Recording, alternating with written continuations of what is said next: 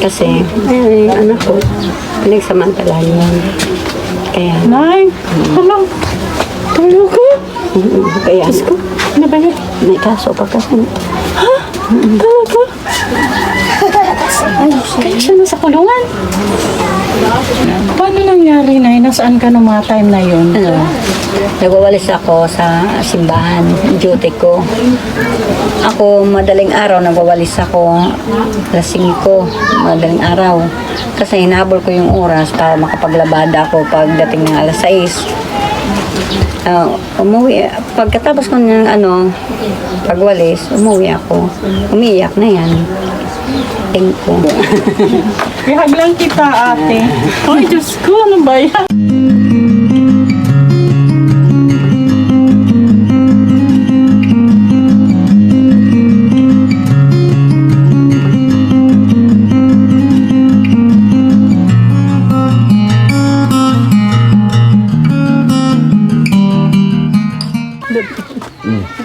Good afternoon mga kaninays. Ang Dagat Timoray nun po ay nandito ngayon sa Barangay Sabang, San Jose, Northern Samar. Kasama ko po ang buong team. Lahat po kami ngayon present. Ang head namin, Joey the Great. At saka ako, Boy Tabang, Yansky TV, Biyaheng King. Inday Vlog kasama din po natin ngayon, Baby Mix Vlog. May nirecommend po dito na isang single mother. Kasama po namin si Kagawad. Sige mga kaninays, samahan niyo po kami. Hindi, huwag mo lang pasamahin. Manood lang po kayo dyan. Stay put lang po kayo.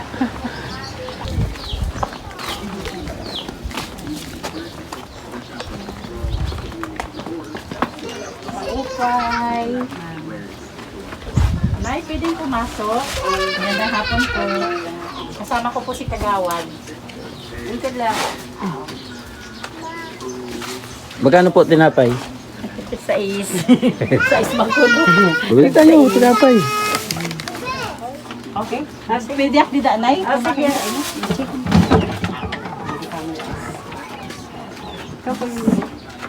Pwede na lakit na.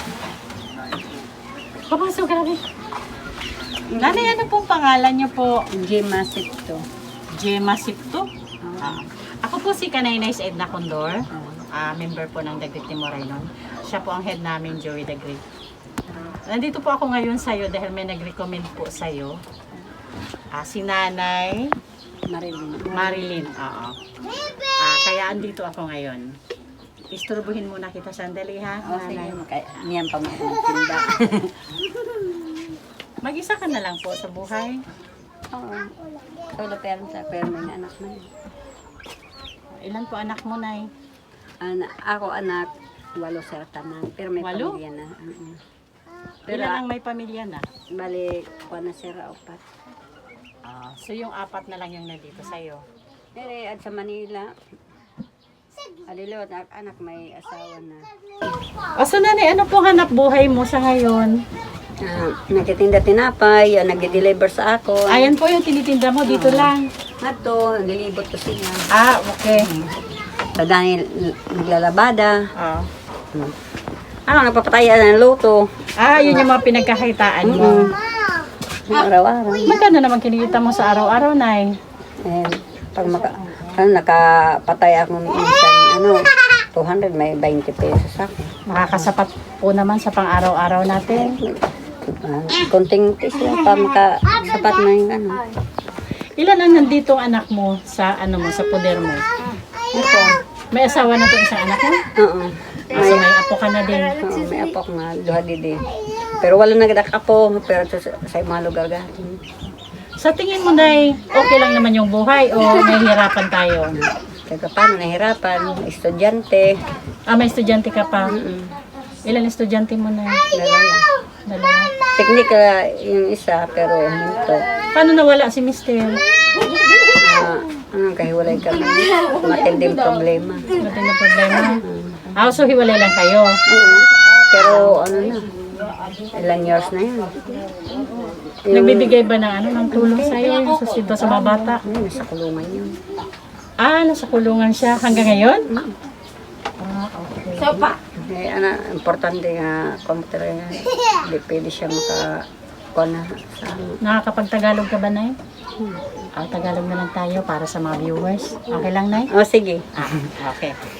So, Nanay, hindi ba umaabot sa point na naisip mo, sinasabi mo sarili mo na sana andito siya para may katuwang ka?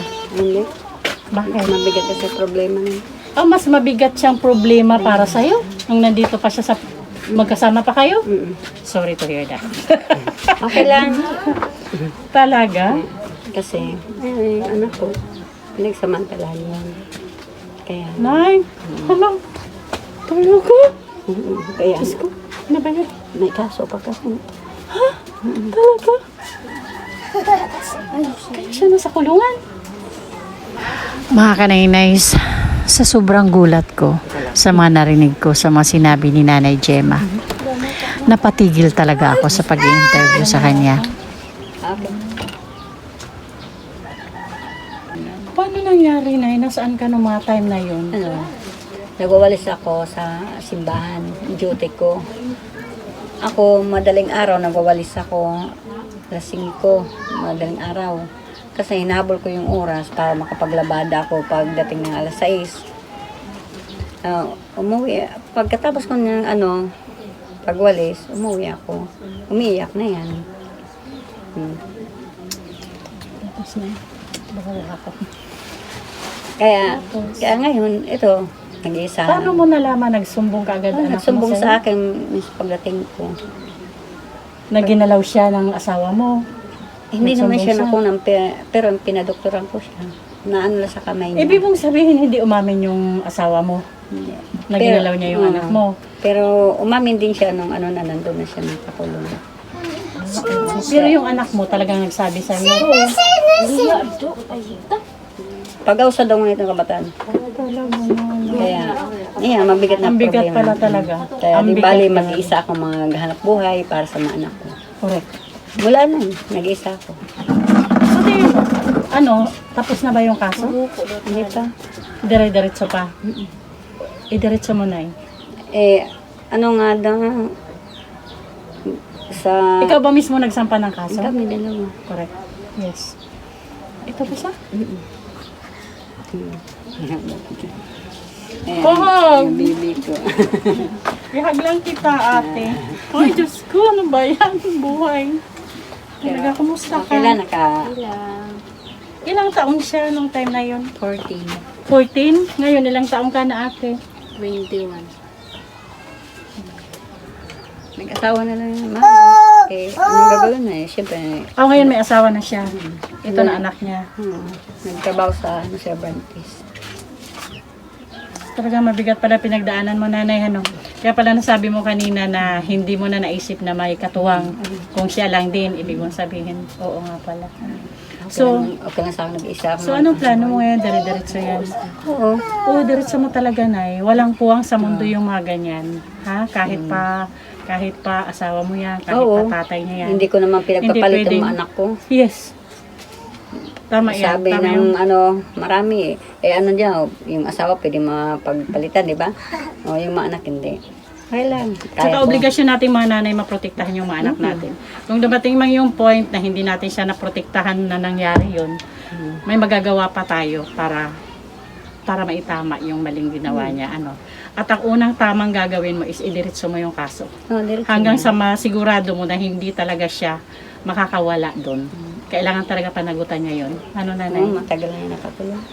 So hindi nyo dinadalaw. Hindi. Pag sa lang pinapatawag kami doon.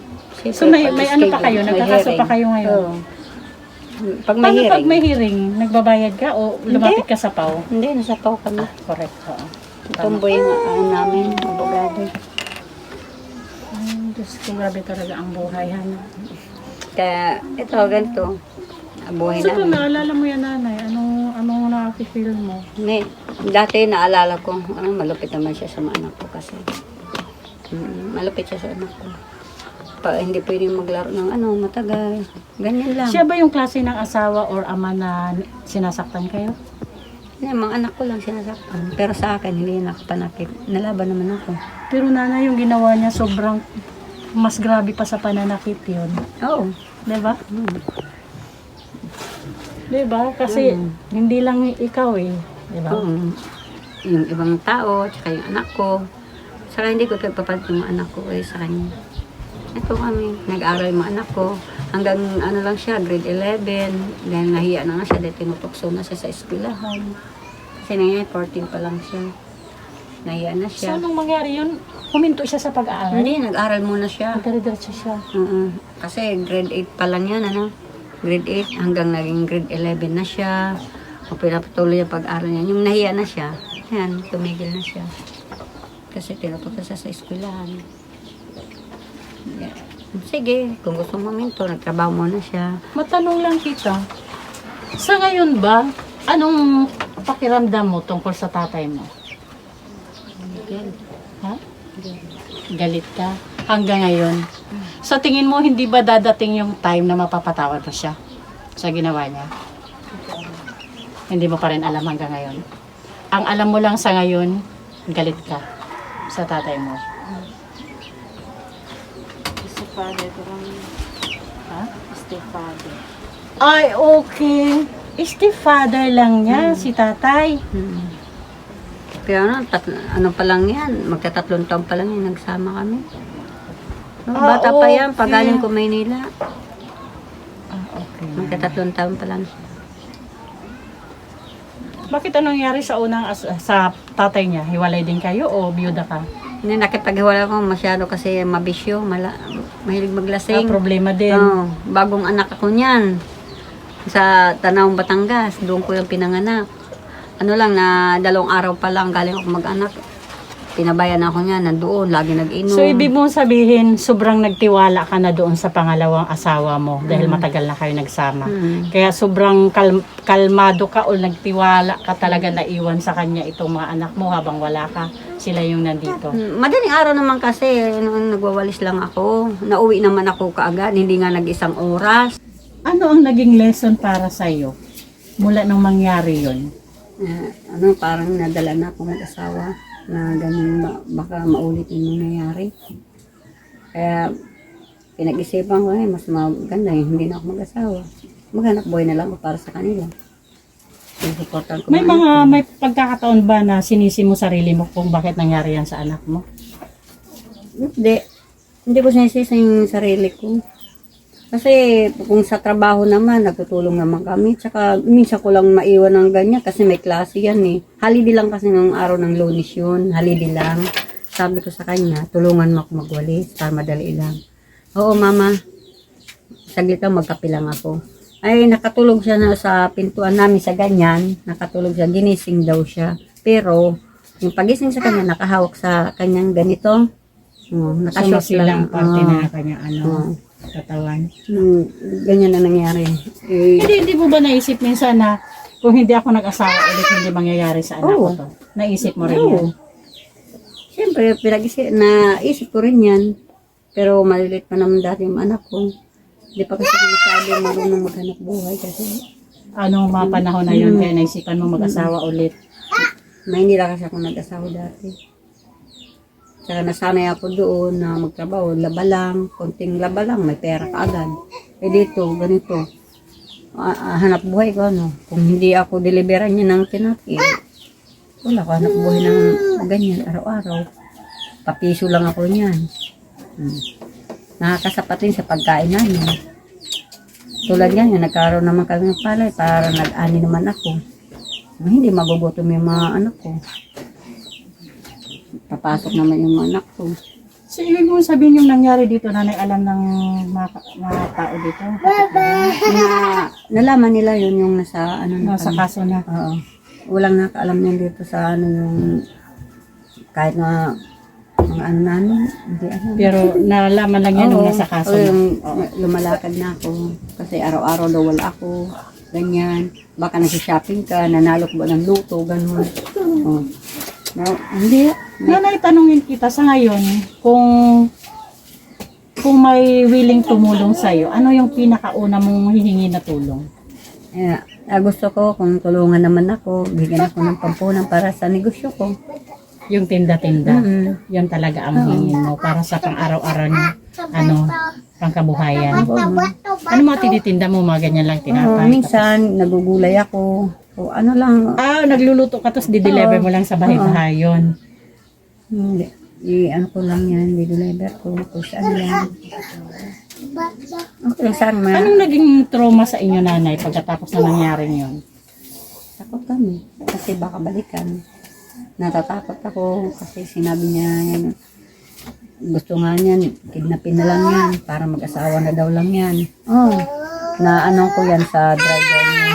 Kidnapping ng stepfather niya? Oo, kidnapin na daw lang para kung makulong man daw siya, na ano niya yung anak ko. Nakuha niya.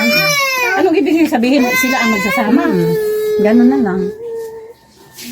Ayun na sinabi sa akin, yung driver niya sa school. Mula noon, palipat-lipat siya ng tirahan. Minsan nakatira siya sa kaklase niya, malapit sa pulis. Gusto na kunin ng teacher niya para pagtaroon doon siya titira. Hindi ko, kasi puro mga, kasi sila, malayo. Umabot siya sa puntong ganon? Napalipat-lipat na siya ng tirahan? Oo. Dahil sa takot? Oo, linalayo ko siya sa bahay. Minsan 2 linggo. Titingnan ko naman doon kasi sinasabi naman sa akin, nag-aaral nga to. Pero sabi ko, huwag kang lalabas ng gate habang hindi pa kayo uuwi. Tinitirhan mo. Oo, mama. Mag-idikab. Sakay ka na lang. Para hindi ka makita din na naglalakad. Nanay, siguro panghuling panahon.